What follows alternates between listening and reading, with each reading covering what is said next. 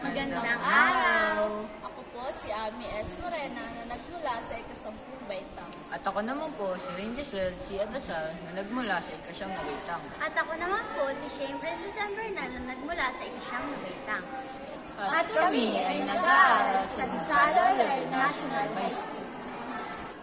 Ang aking natutunan sa sarap sustansya ay ang pagkain na hindi lang dapat masarap, kundi masustansya rin. Parang ang lulutuin natin ngayon, hindi lang masarap, kundi masustansya rin at abot kaya. At mas maganda kung ating kakainin ay may tamang balanse ng go, grow at glow, pati na rin ang ating sangkap na gagamitin. At ang aking namang natutunan ay ang tamang pagpili at pagtingin sa ating mga sangkap sa ating lulutuin. Tulad na lamang ng mga sariwang isda, gulay at karne. At ito dapat ay sumasangayon sa ating budget. Ang aking natutunan sa sarap sustansya mo, ang tunay na kasiyahan ay matatagpuan sa silid. Tulad na lamang ng masarap na pagkain na gawa sa sariwang sangkap. Hindi kinakailangan ng mamahaling ingredients o komplikadong pagluluto para lamang magkaroon ng masarap at masustansyang pagkain. Magandang araw sa inyo lahat. Welcome sa ating cooking demo. Ngayon, pasyalin natin ang aming munting gulayan sa paaralan. Mga sangkap sa ating ginataang gulay. Dahon ng malunggay, talbos ng kamuting kahoy, talong,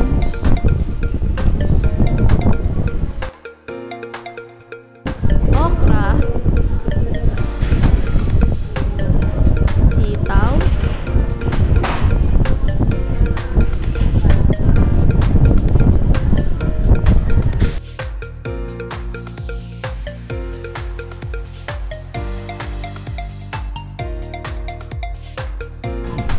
at kalabasa.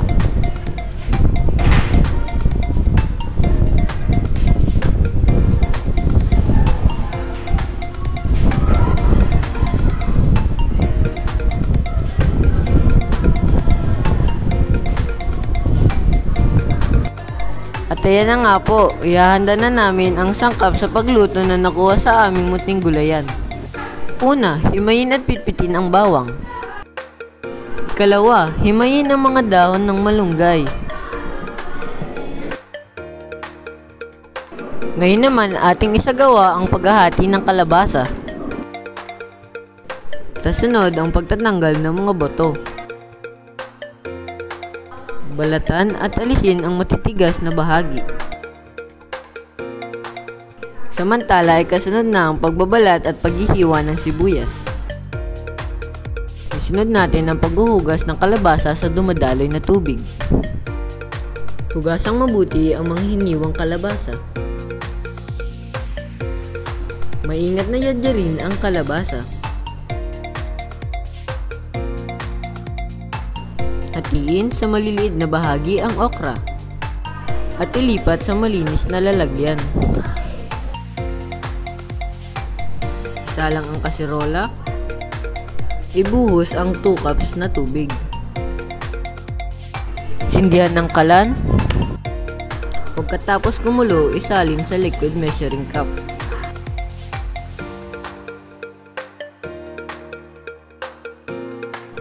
At ngayon ay ibuhos ang pinakuloang tubig sa 2 kilong kinayod ng nyog. Nasusundan naman ng pagpipiga ng gata. Sunod na hiwain ng sitaw, talong, at ang ating pagdibay ng malalaking hipon.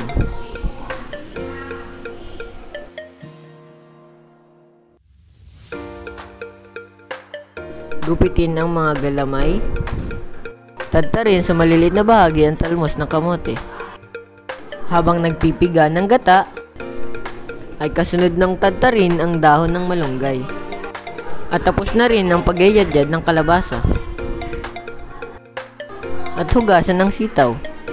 Alisin ang balat ng hipon.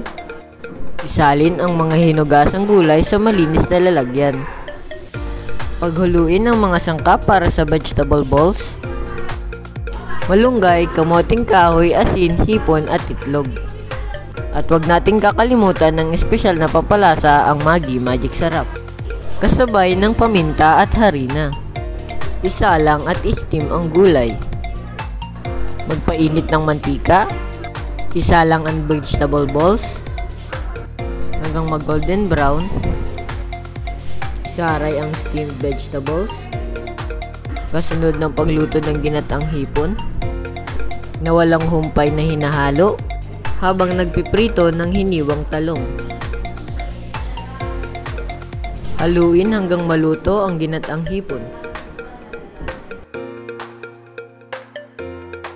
Atin ang simulan ang pagpiplating.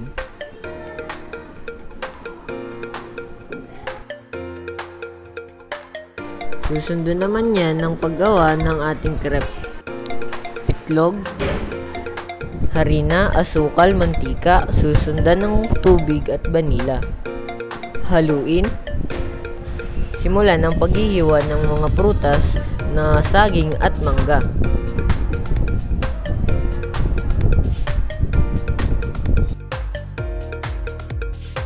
Ilagay ang ating butter mixture.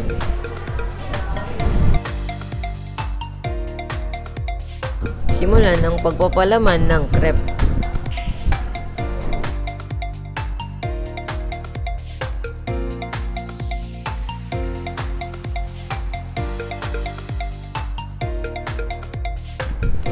Ngayon, ibuhos natin ang nilutong gata. Dito, manggagaling ang rich at creamy flavor ng ating mga gulay.